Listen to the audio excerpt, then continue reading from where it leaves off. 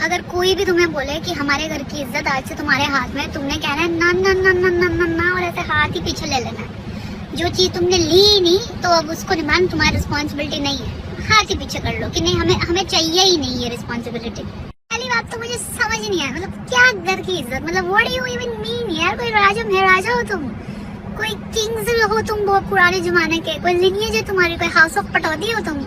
Random से लोग हैं हम, लोअर मिडिल क्लास। काहे की इज्जत, किसी को कुछ फर्क नहीं पड़ता कि तुम क्या कर रहे हो भाई, और अगर पड़ता भी है तो वो उनकी प्रॉब्लम है। तुम लोगों के चक्कर में अपने घर की लड़कियों की जिंदगी में चरस क्यों बोए पड़े हो भाई? इज्जत इज्जत इज्जत, मतलब अगर एक परिवार है उसमें से 10 लोग ले रहे हैं तो मतलब उस घर के सारे मेंबर्स की कलेक्टिव रिस्पॉन्सिबिलिटी होनी चाहिए ना घर की इज्जत संभालना।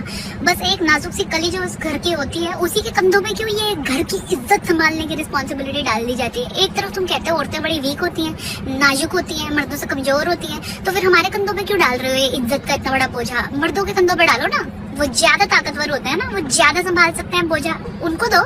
भाई बहू बन गए हैं तो बहू के कंधों पे पूरे परिवार की इज्जत क्यों? कुंवारे थे तो मायके में बेटी के कंधों पे सारे परिवार की इज्जत क्यों? देना ही है तो प्रॉपर्टी में आधा हिस्सा दो यार। ये घर की इज्जत संभालने में जबरदस्ती का बोझा क्यों ले रहे हो?